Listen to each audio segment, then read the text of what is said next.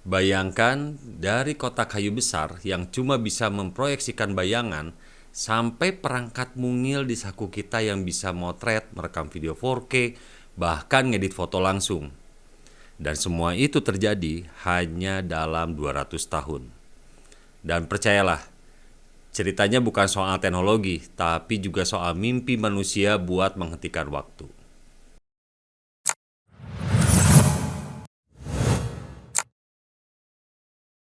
Halo semua, selamat datang di Platipedia. Kalau di video sebelumnya kita sudah bahas tentang sejarah proses fotografi, hari ini kita akan menyusuri jalur waktu yang panjang tentang kamera. Dari lubang kecil di dinding sampai kamera smartphone yang bisa mikir sendiri. Tapi bukan cuma soal kapan teknologi ini ditemukan, tapi juga kenapa setiap terobosan itu mengubah cara kita memandang dunia.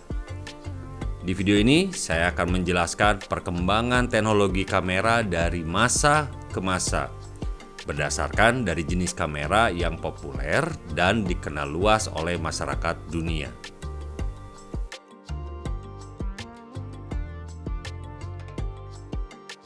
Kamera sudah ada jauh sebelum kata fotografi diciptakan, setidaknya sejak abad ke-15, bahkan mungkin lebih awal. Manusia sudah menggunakan kamera obscura sebagai atau sebuah ruang atau kotak dengan lubang kecil yang memproyeksikan pemandangan di luar ke permukaan di dalam. Awalnya ini cuma alat bantu untuk menggambar. Tidak ada tombol, tidak ada sensor, cuma cahaya, optik, dan rasa penasaran manusia.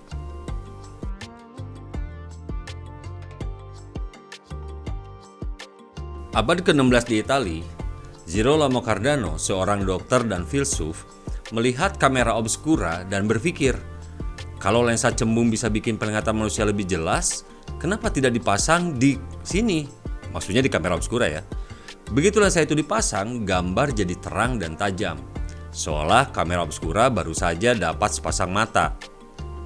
Lalu kita melompat ke abad 17 di Jerman.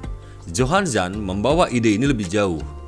Dia merancang versi portable dari kamera obscura, kotak kayu dengan lensa di depan, dan mekanisme focusing. Seniman zaman itu mulai membawanya keluar studio, menggambar pasar yang ramai, sungai yang tenang, atau katedral megah dengan presisi yang belum pernah ada sebelumnya. Tapi masih belum bisa memotret. Tapi ini, fondasi kamera modern sudah diletakkan.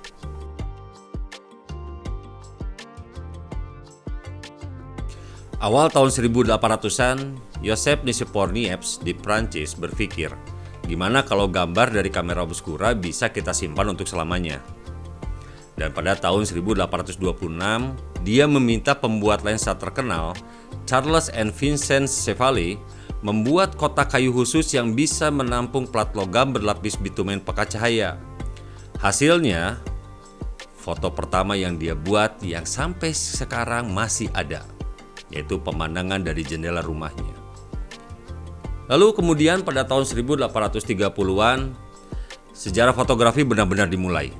Di Prancis, Louis Daguerre berhasil menghasilkan gambar dengan kontras yang cukup tinggi dan tajam yang terekspos pada plat logam.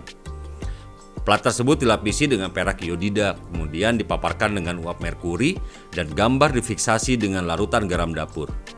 Proses ini kemudian dikenal sebagai gambar daguerreotype. Kamera yang dirancang untuk Daguerre untuk proses ini dijual secara komersil dengan merek Xerox. Kamera ini pada dasarnya terbuat dari dua kotak kayu yang diselipkan satu sama lain. Kamera ini memiliki lensa kaca buatan ahli optik, dan gambar ditangkap pada plat yang disisipkan di bagian belakang kamera setelah gambar disejajarkan dengan benar, biasanya melalui layar kaca buram di bagian belakang kamera.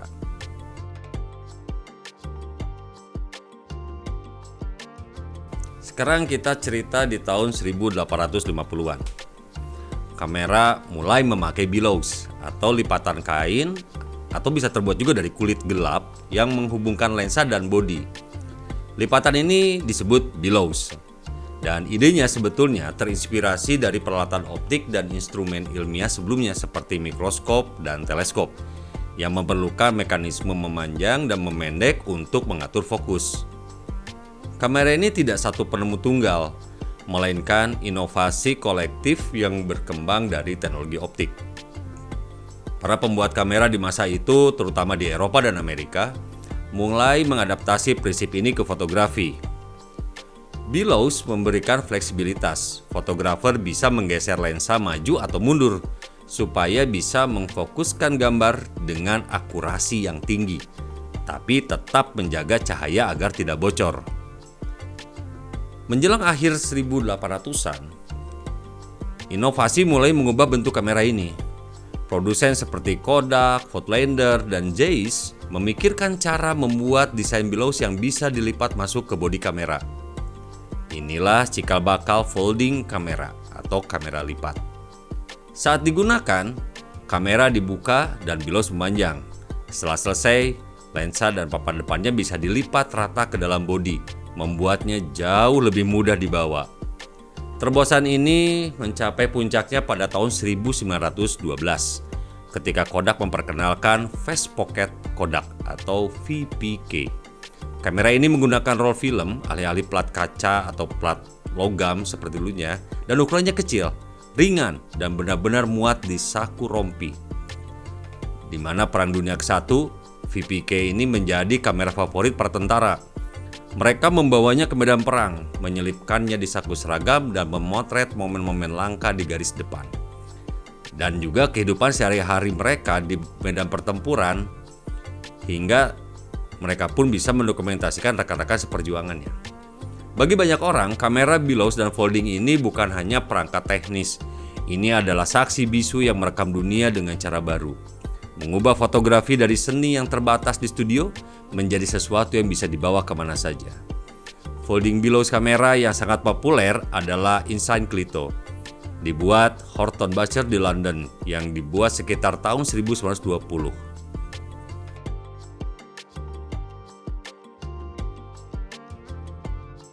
Di tahun 1870-an, ketika fotografi masih mendominasi kamera besar dan berbillows, beberapa fotografer dan pembuat kamera mulai bereksperimen dengan ide gila untuk masanya, yaitu memasang dua lensa di satu kamera. Konsepnya sederhana tapi visioner. Satu lensa untuk memotret dan satu lagi untuk melihat serta mengatur komposisi. Masalahnya, teknologi saat itu belum siap untuk membuat desain ini ringkas dan praktis. Kamera dua lensa yang ada masih besar, berat, dan lebih cocok digunakan di studio daripada dibawa ke lapangan. Akibatnya, desain ini hanya menjadi eksperimen langka yang diketahui segelintir fotografer saja. Butuh waktu lebih dari setengah abad sampai ide itu benar-benar matang. Di tahun 1929, di Jerman, dua orang insinyur bernama Paul Franke dan Reinhold Heydrich membuat terobosan dengan memperkenalkan sebuah kamera yang mereka beri nama Rolleiflex. Untuk pertama kalinya, dunia melihat TLR atau TLR, Twin Lens Reflex, yang ringkas, presisi, dan siap dipakai di mana saja. Desainnya elegan dan fungsional. Lensa bagian atas digunakan untuk melihat dan memfokuskan gambar melalui sistem cermin dan layar bidik, sementara lensa bagian bawah mengambil foto pada film. Sistem ini membuat fotografer bisa memotret dengan fokus yang sangat presisi, bahkan pada jarak dekat tanpa kehilangan momen. Menggunakan format film 120, Rolleiflex menghasilkan foto yang tajam dan detail, tapi tetap portable. Bentuknya yang khas, kotak tegak dengan dua lensa di bagian depan, segera menjadi ikon di dunia fotografi. Banyak jurnalis foto, fotografer potret, dan bahkan selebriti mulai menggunakannya. Bagi banyak fotografer pada masanya, Rolleiflex bukan hanya kamera, tapi juga gaya atau lifestyle. Rolleiflex ini menggabungkan kualitas optik kelas atas dengan kenyamanan yang belum pernah ada sebelumnya. Dan sejak tahun 1929, Rolleiflex mengubah cara orang memotret, menjadikan TLR sebagai salah satu ikon fotografi abad ke-20.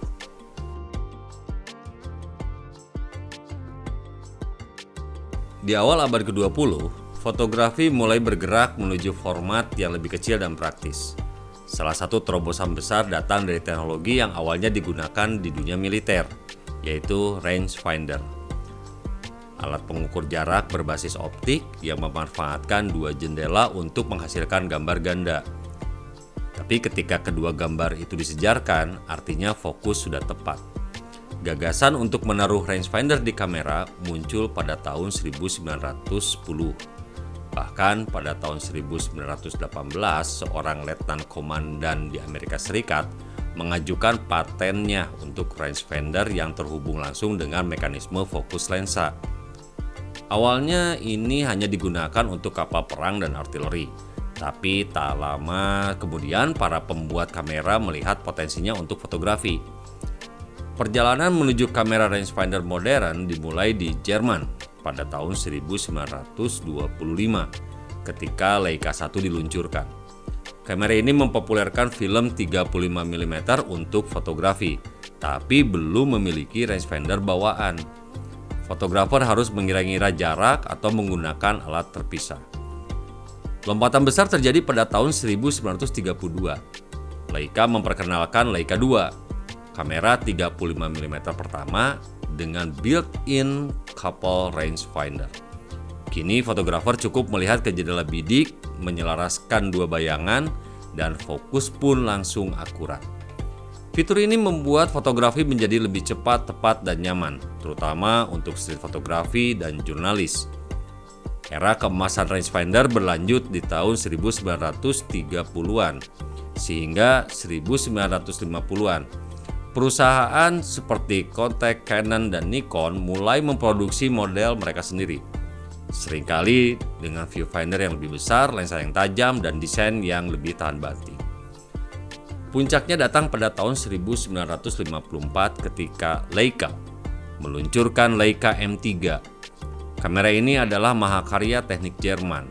Viewfindernya besar, lebih cerah, dan menggabungkan jendela bidik dan rangefinder dalam satu panel lengkap dengan parallax correction secara otomatis. Desain bodinya ramping, terasa kokoh di tangan, dan sistem lensa M-mount yang diperkenalkan bersamanya menjadi standar yang masih digunakan Leica hingga hari ini. Bagi banyak fotografer, Leica M3 bukan sekedar alat, tapi simbol prestise. Meskipun era digital telah menggeser banyak teknologi lama, kamera rangefinder, terutama produk-produk Leica, tetap hidup sebagai ikon. Ia bukan hanya mesin fotografi, tetapi juga warisan budaya.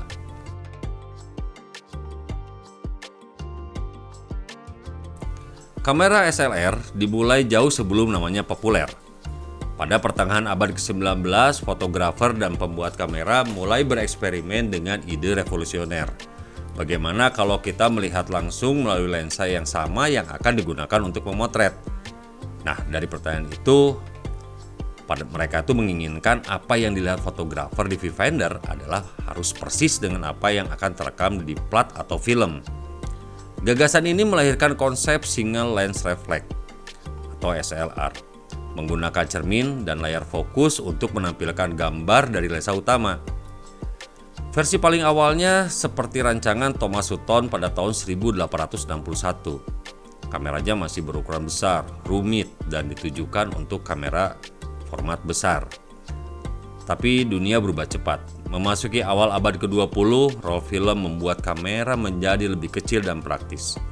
Pada tahun 1933 lahirlah standar Exakta yang diproduksi di Jerman. Ini adalah SLR roll film pertama di dunia menggunakan film 127.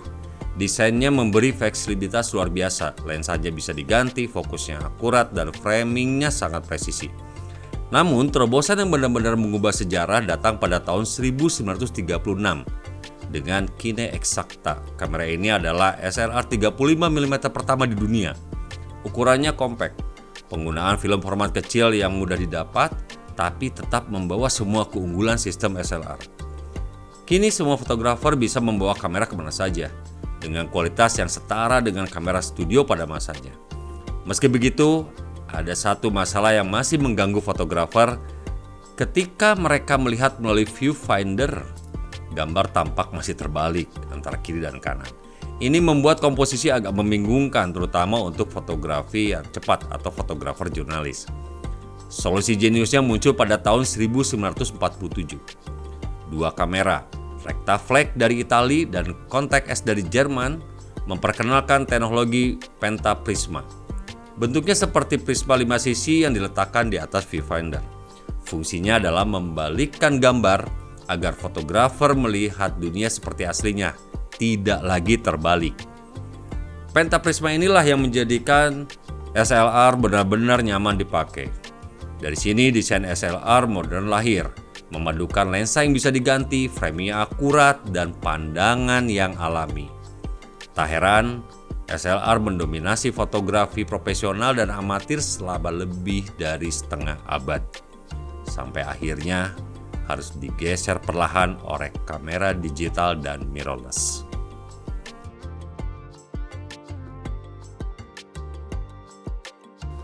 Di awal sejarah fotografi, kamera hanyalah sebuah kotak sederhana dengan satu lensa tetap di depannya. Jika ingin mendapatkan sudut pandang yang berbeda atau efek tertentu, fotografer harus mengganti seluruh kamera, bukan hanya lensanya. Namun, di akhir abad ke-19, para pembuat kamera mulai bereksperimen. Saat itu, kamera format besar menggunakan plat kaca, maksudnya yang masih menggunakan plat kaca sebagai media penyimpanannya, dan juga banyak fotografer profesional yang menginginkan fleksibilitas. Satu bodi kamera yang bisa dipasangi berbagai lensa. Maka lahirlah konsep interchangeable lens. Lensa yang bisa dilepas dan diganti sesuai kebutuhan. Pada kamera large format, lensa-lensanya biasanya terbuat dari kuningan, dipasang dengan plat khusus dan memiliki karakter optik yang sangat berbeda satu sama lain. Revolusi berikutnya datang ketika format kamera menjadi lebih kecil. Di tahun 1930, lagi-lagi, Leica memperkenalkan Leica standar model C, kamera 35 mm pertama yang diproduksi massal dengan lensa yang bisa diganti. Fotografer kini bisa membawa satu bodi kamera dan beberapa lensa, baik itu lensa sudut lebar untuk landscape atau lensa normal untuk potret, dan juga mereka bisa membawa telefoto untuk subjek yang jauh. Ini adalah perubahan besar dalam cara orang memotret. Tahun 1936, dunia fotografi kembali dikejutkan oleh Kine Exacta atau Kin Exacta, SLR 35 mm pertama yang juga memiliki sistem lensa yang interchangeable. Kini fotografer tidak hanya bisa mengganti lensa tapi juga melihat hasil komposisi persis seperti apa yang terekam, berkat mekanisme cermin SLR. Kombinasi ini memberikan kontrol yang jauh lebih besar pada fotografer. Seiring waktu, sistem lensa yang bisa diganti menjadi standar di kamera profesional dan semi-profesional. Produsen besar seperti Nikon, Canon, Pentax, Minolta, dan lain-lain membangun ekosistem lensa yang luas, dari lensa fisheye ultralebar sehingga telefoto yang super panjang.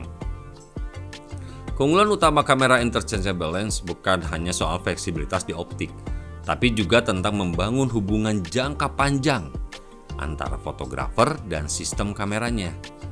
Lensa yang dibeli hari ini bisa digunakan bertahun-tahun kemudian, bahkan ketika bodi kamera diganti dengan teknologi terbaru. Hingga kini konsep ini tetap hidup, dari SLR film, DSLR digital, hingga kamera mirrorless modern. Interchangeable lens memberikan fotografer kebebasan penuh untuk berkreasi dan menjadi salah satu alasan mengapa fotografi tidak pernah kehilangan daya tariknya.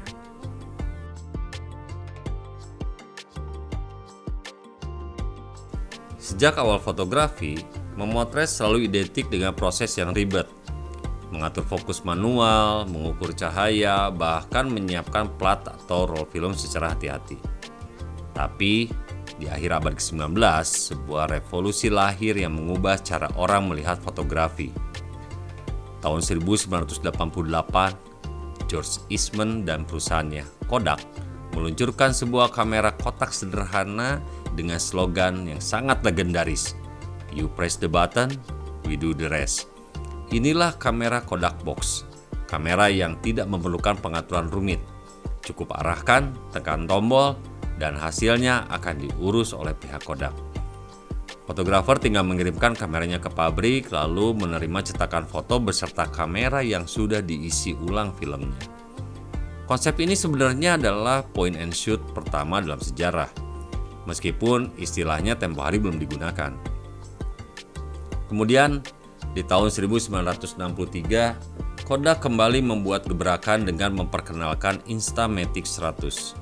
Kamera ini menggunakan kaset film 126 yang mudah dipasang, sehingga siapapun, bahkan anak-anak ya, bisa memotret tanpa takut salah pasang film. Instamatic menjadi ikon fotografi keluarga, hadir hampir setiap acara keluarga, contohnya ulang tahun, liburan, dan juga di momen sehari-hari. Lompatan berikutnya datang di akhir 1970-an. Teknologi mulai memungkinkan kamera kecil untuk mengatur fokus dan pencahayaan secara otomatis. Tahun 1979, Canon memperkenalkan AF-35M di Amerika Serikat. Kamera 35 mm pertama dengan sistem autofokus sepenuhnya yang otomatis. Cukup arahkan kameranya, tekan setengah tombol untuk fokus, lalu tekan penuh untuk memotret. Inilah era sejati point and shoot modern. Cepat, praktis, dan bisa digunakan oleh siapa saja.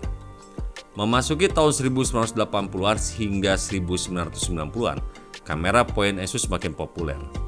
Desainnya makin ramping, fitur-fiturnya makin pintar. Produsen seperti Olympus, Yashica, dan Contact bahkan membuat model point and shoot premium dengan lensa berkualitas tinggi. Kamera-kamera ini tidak hanya praktis tapi juga mampu menghasilkan foto yang setara dengan kamera profesional dalam kondisi tertentu. Tahun 2000-an, fotografi digital membawa babak baru. Kamera digital point and shoot seperti Canon PowerShoot dan Sony CyberShoot menguasai pasar dunia.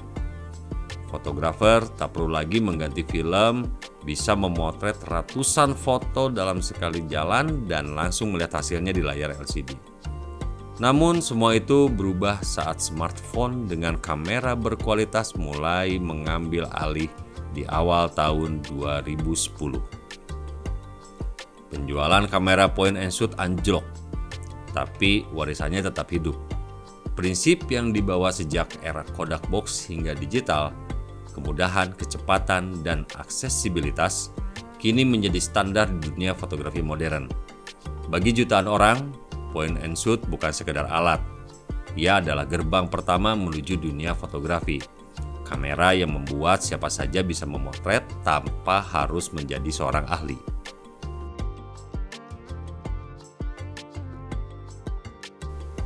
Sebelum era digital, dunia fotografi profesional dikuasai oleh kamera SLR film. SLR punya suatu keunggulan besar, fotografer bisa langsung melihat melalui lensa yang digunakan, berkat sistem cermin dan pentaprismanya. Jadi apa yang terlihat di viewfinder adalah persis apa yang akan direkam di film. Memasuki awal 1990-an, fotografi digital mulai berkembang. Tantangannya bagaimana memadukan keunggulan optik dan mekanik SLR dengan teknologi sensor digital yang baru lahir. Nah, para insinyur mulai berinovasi dan lahirlah generasi pertama digital SLR atau DSLR. Tahun 1991, Kodak membuat sejarah dengan meluncurkan Kodak DCS-100. Kamera ini sebenarnya adalah modifikasi dari Nikon F3 SLR film, tapi bagian belakangnya diganti dengan digital data bag berisi sensor CCD beresolusi 1,3 megapiksel. Dan untuk penyimpanannya terpisah sebesar koper kecil. Harganya sangat mahal, sekitar $20.000. Dan targetnya memang fotografer pers atau fotografer militer, bukan konsumen umum. Perkembangan berikutnya terus melaju di pertengahan 1990-an. Nikon dan Canon mulai membuat DSLR untuk kalangan profesional. Seringkali masih berbasis bodi SLR film yang dimodifikasi. Salah satu tonggak penting datang di tahun 1999 ketika Nikon meluncurkan Nikon D1. Inilah DSLR profesional pertama yang sepenuhnya dirancang digital dari awal, bukan modifikasi dari kamera film. Dengan harga lebih terjangkau, kurang lebih sekitar $6.000 saat itu, dan kecepatan pemotretan tinggi. Nikon D1 menjadi game changer di industri fotografi. Awal 2000-an adalah masa ledakan DSLR. Canon, Nikon, Pentax, dan Olympus berlomba-lomba menghadirkan model baru dengan sensor yang lebih besar, resolusi yang lebih tinggi, dan performa yang semakin cepat. Tahun 2003, Canon meluncurkan EOS 300D, DSLR konsumer pertama dengan harga di bawah $1.000. Inilah titik di mana DSLR mulai masuk ke tangan masyarakat luas. Teknologi DSLR berkembang pesat. Autofocus semakin cepat dan akurat, ISO semakin tinggi tapi semakin bersih dari noise. Dan fitur burst shooting membuat kamera ini ideal untuk sport, satwa liar, ataupun untuk dokumentasi pernikahan. Namun, di balik kejayaannya, digital SLR menyimpan kelemahan, yaitu bodinya besar, berat, dan mekanisme cermin yang rumit. Ketika kamera mirrorless mulai muncul di akhir tahun 2000-an, dengan ukuran lebih kecil dan teknologi yang semakin canggih, DSLR perlahan kehilangan pangsa pasar. Meski begitu, warisan DSLR tetap abadi. Ia adalah penghubung antara dunia fotografi analog dan digital, membawa jutaan fotografer ke era baru tanpa mengorbankan kendali dan kualitas gambar. Bagi banyak fotografer, DSLR itu adalah teman seperjuangan yang setia, kamera yang pernah mendominasi dunia selama 2 dekade lebih, sebelum tonggak estafet berpindah ke generasi kamera berikutnya.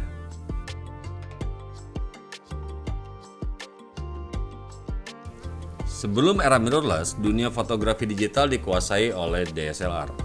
Kamera ini memadukan keunggulan optik SLR dengan sensor digital, tapi tetap membawa satu komponen klasik yang sudah ada sejak pada abad ke-20, yaitu cermin dan pentaprisma.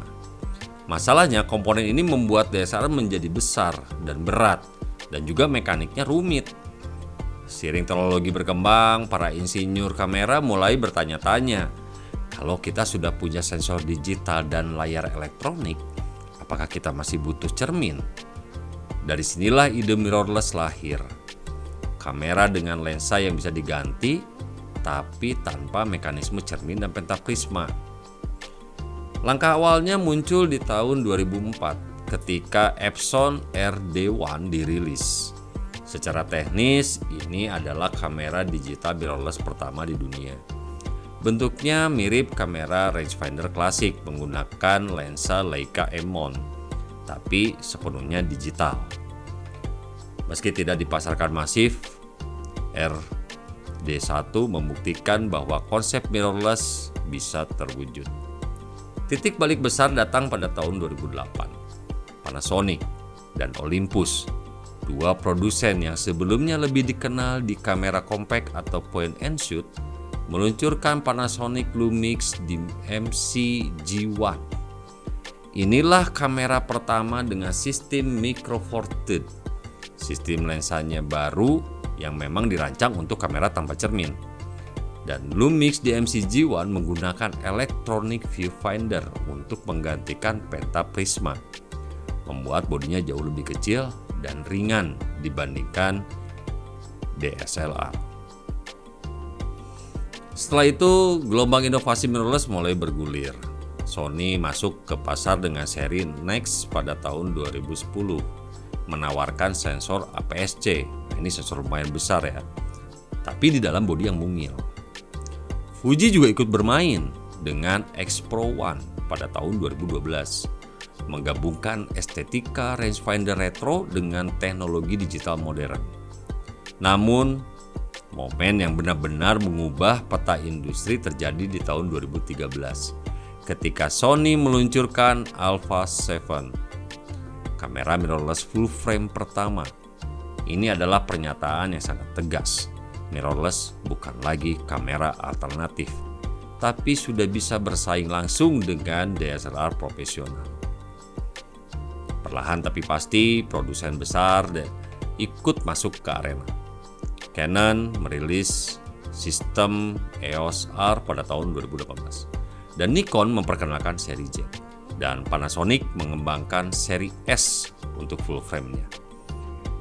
Dengan autofocus berbasis face detector langsung disensor, kecepatan bersyuting yang sangat tinggi dan kualitas video 4K hingga 8K, mirrorless menjadi pilihan utama banyak fotografer dan videografer. Keunggulan utama mirrorless jelas bodi lebih ringan, live view, dan electronic viewfinder yang menampilkan perhatian jauh exposure secara real time, dan juga silent shooting.